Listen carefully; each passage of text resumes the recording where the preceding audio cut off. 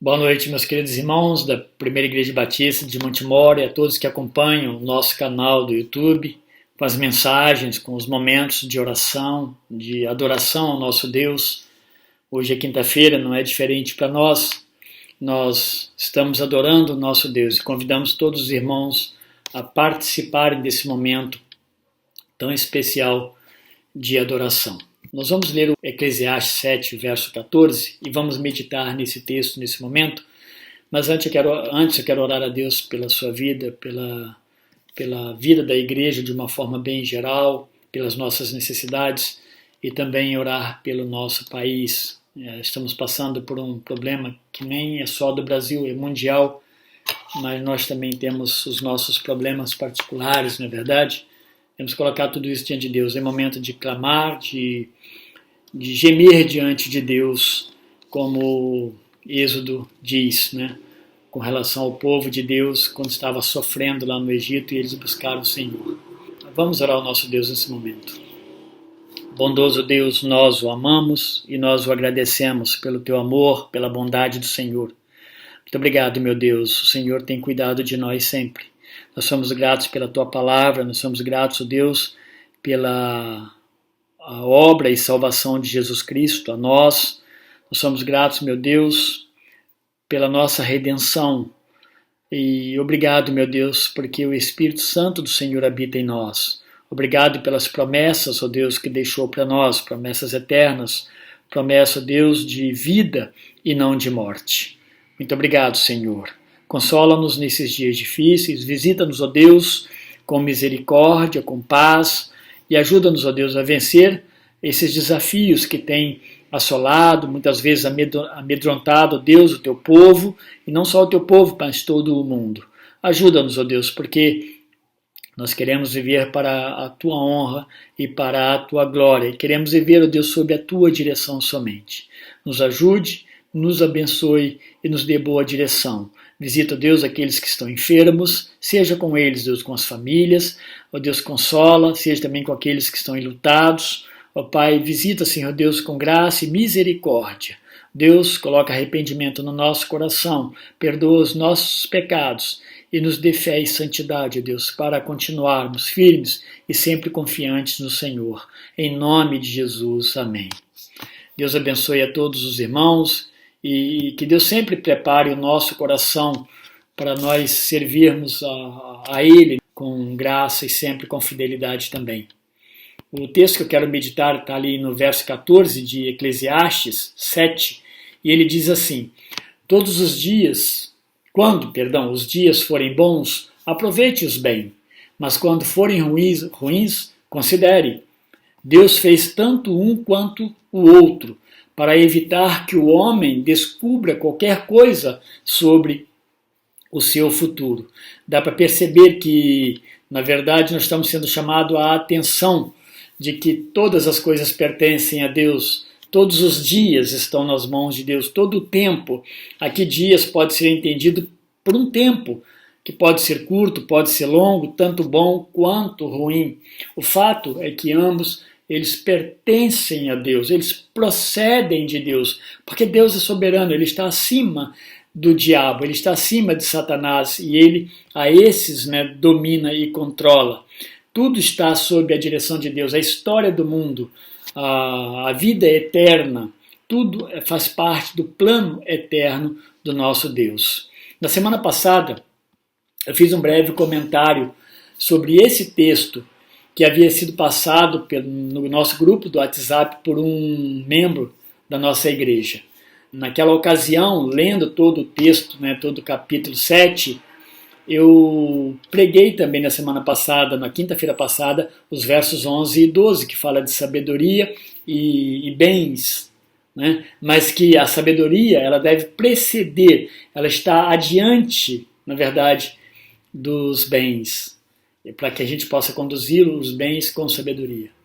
A ideia central desse texto é que Deus fez do futuro para nós uma incógnita, algo que nós não conseguimos decifrar. Nós não conhecemos o futuro. Mal nós prevemos algumas coisas simples, como o tempo, que a gente vê na televisão, aquelas pessoas prevendo. Isso é coisa, de fato, dado por Deus, são capacitações dadas por Deus, permitidas por Deus, e mesmo assim nós erramos e nem sabemos se os dias que são previstos, tal clima, nós vamos chegar neles. Nós não temos, na verdade, certeza de nada, porque tudo são, no máximo, que pode ser fortes probabilidades e com erros ainda. Né?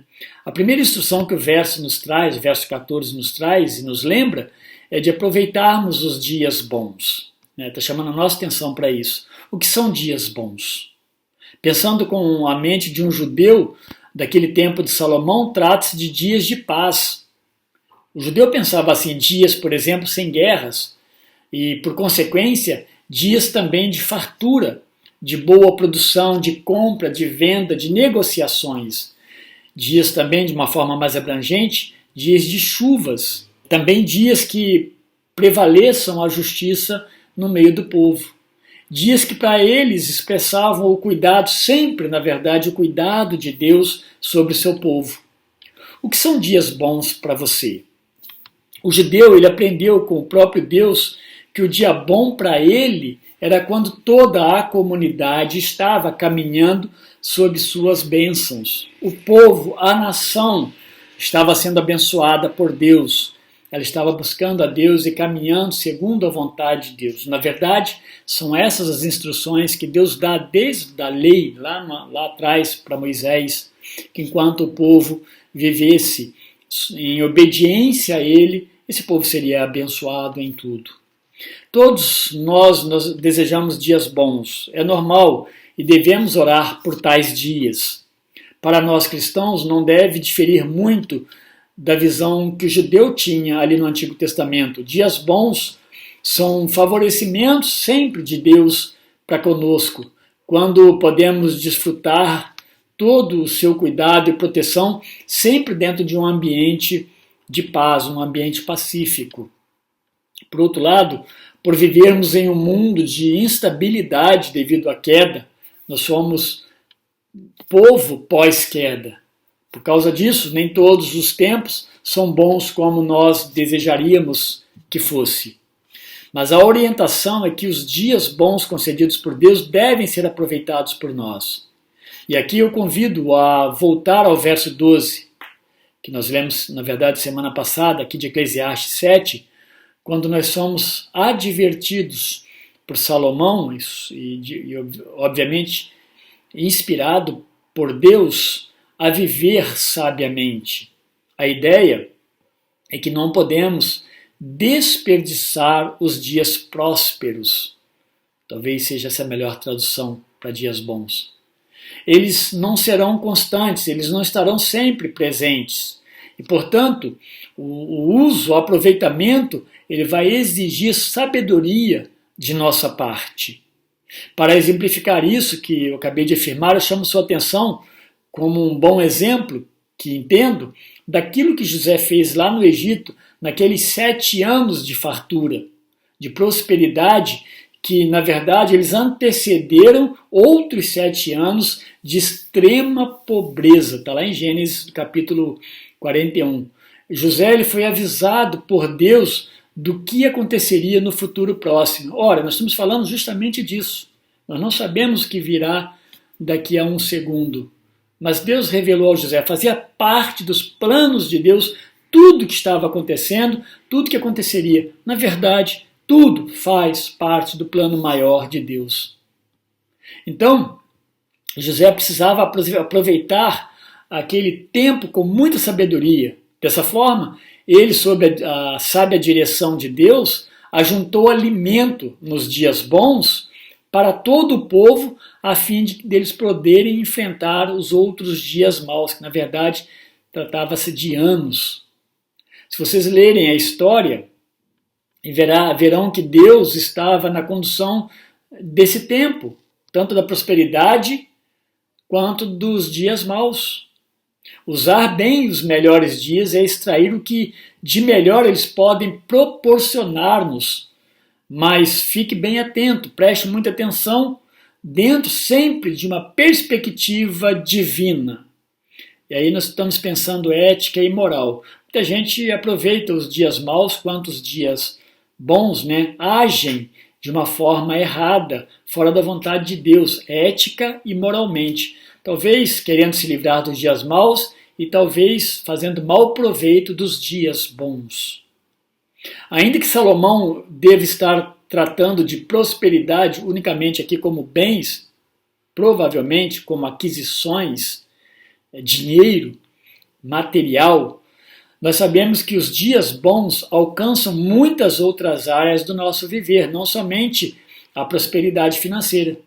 Então, por exemplo, se nós temos liberdade de culto, aproveitemos para adorar a Deus com liberdade.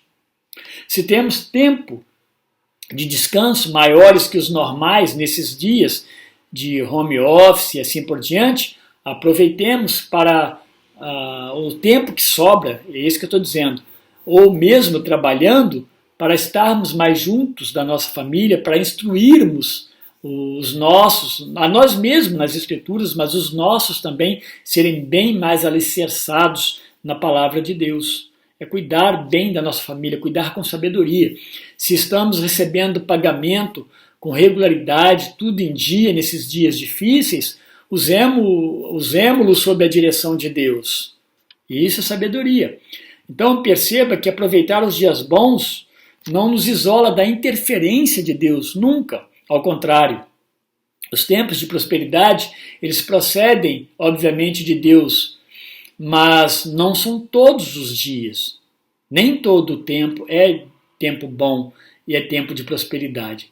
Novamente, pensando ali em José do Egito, ele disse para Faraó que tudo o que aconteceu em sua vida foi pela vontade de Deus e não pela dele mesmo, pela sua própria vontade, ali em Gênesis 41:16. Talvez a nossa pergunta deva ser: Senhor, os dias são bons para mim, então como devo proceder-me para aproveitá-los como agrada ao Senhor? Essa é a pergunta que nós devemos fazer e responder. Bom, o texto nos traz uma outra parte, mudando de bom para mal. O texto também afirma que os dias podem ser ruins. E isso é uma verdade também, você sabe do que eu estou falando. Os pessimistas, por natureza, eles sempre veem os dias como dias maus. Por outro lado, os otimistas os ignoram. É melhor ignorá-los, né? Dizem os otimistas. Mas eles estão presentes, os dias maus, no mundo, e eles precisam ser notados, eles precisam ser estudados, percebidos e operados, trabalhados por nós. Podem ser frutos de injustiças, de desequilíbrios naturais no mundo, a falta de chuva ou excesso de chuva, escassez de alimento, até por isso, e assim por diante. Pode ser fruto de guerras, né? Podem ser dias de pandemia, como nós estamos passando. Podem ser por um desemprego ou mesmo até um falecimento familiar. Podem ser muitas coisas, mas eu quero lembrá-lo que não estamos sozinhos, pois Deus está presente também e obviamente nos dias ruins. Aliás, Salomão adverte a reconhecermos que esses dias maus, também procedem de Deus. Antes de alguém perguntar por que Deus os envia até nós, eu desejo lembrar, meus irmãos, lembrá-los de que estamos sob a autonomia da queda, sob a regência da queda, onde o diabo ele é o príncipe deste mundo, fazendo suas maldades, mas também sempre dentro de um limite dado por Deus, tanto de ação quanto de tempo, de espaço.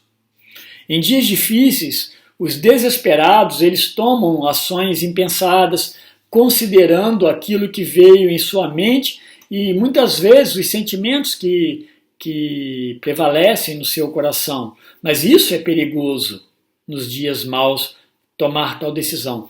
Lembre-se que estamos falando de sabedoria e o povo de Deus deve liderar tais sábias decisões em todos os dias, começando dentro da sua própria família. Nós estamos diante de tantas coisas. Nós somos chamados como povo de Deus a tomar sempre decisões sábias. O mundo deseja olhar para a igreja, na verdade, até achar os seus defeitos.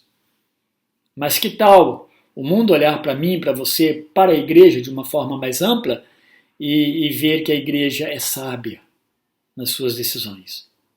José, lá no Egito, na decisão que tomou no tempo de fartura, ele supriu o Egito e as nações próximas com alimento, inclusive seu próprio povo, que é o povo hebreu.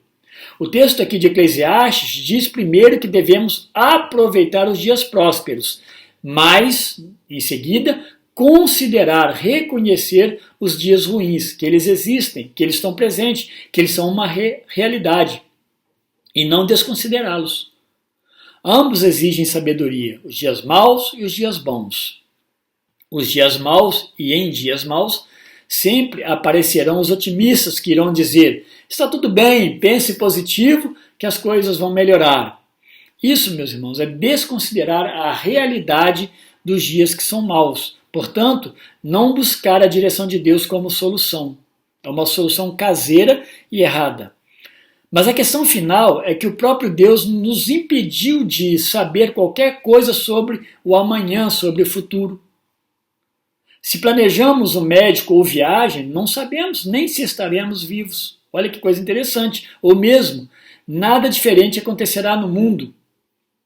Nós não sabemos o que pode vir. O Covid, por exemplo, foi uma surpresa, desagradável, obviamente, que ninguém imaginava, e nem mesmo a sua duração, com mais de um ano. Todos viviam, naquele tempo, naqueles dias, de uma forma natural. Abriam empresas, iam e vinham. Não sabemos nada do que poderá acontecer no segundo seguinte. Tiago, capítulo 4, os versos 13 até o 15, ele reforça isso que eu estou falando aqui, dizendo o seguinte: prestem atenção vocês que dizem, hoje ou amanhã iremos a determinada cidade e ficaremos lá por um ano. Negociaremos ali e teremos lucro. Como sabem o que será de sua vida amanhã? A vida é como a névoa ao amanhecer. Aparece por um pouco e logo se dissipa. O que devem dizer é, afirma Tiago, se o Senhor quiser, viveremos e faremos isso ou aquilo. Deus está chamando a nossa atenção para o fato de vivermos dia a dia na plena dependência dele. Aliás, no verso 16 de Tiago, capítulo 4, que eu não li, ele diz que as pessoas se orgulham de seus planos pretensiosos e isso é uma presunção maligna. Olha, então o homem ele fala do amanhã, do que ele quer fazer, como se fosse viver amanhã e de uma forma presunçosa e maligna. Então, por isso talvez que Deus até nos poupe, na verdade, do dia de amanhã. Podemos pensar do dia de amanhã em termos de conhecimento. Podemos pensar então que, não nos revelando o futuro, Deus nos faz dependentes dele e nos protege de nós mesmos. Não é que nós não possamos planejar para o futuro. O que nós não sabemos é como será o futuro. Nós dependemos de Deus, porque de fato Deus cuida melhor de todos nós.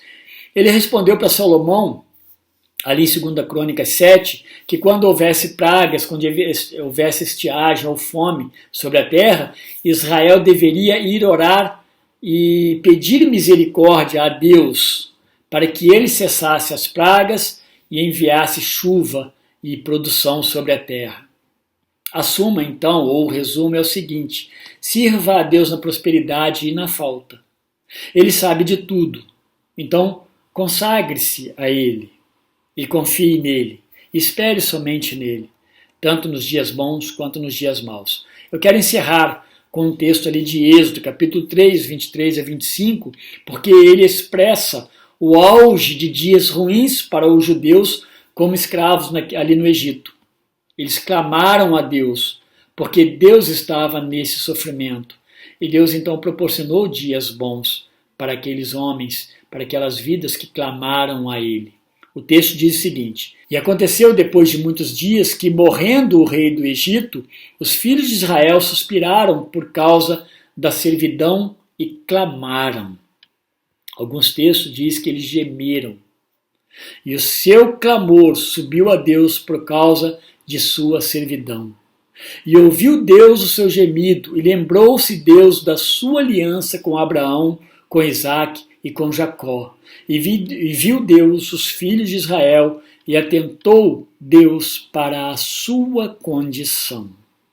Percebe que Deus não nos permite ver o futuro, a não ser contemplar as suas promessas, mas Ele cuida de nós, tanto agora quanto no futuro. Nós somos dependentes então da graça de Deus, e Ele já nos socorreu, livrando-nos da condenação eterna por meio de Jesus Cristo, o nosso Senhor e Salvador. Então confiemos em Deus a nossa vida, o dia de amanhã, os tempos bons e os tempos também ruins. Oremos ao nosso Deus. Obrigado, meu Deus, porque podemos confiar no Senhor. O Senhor é verdadeiro e no Senhor não há mentira alguma.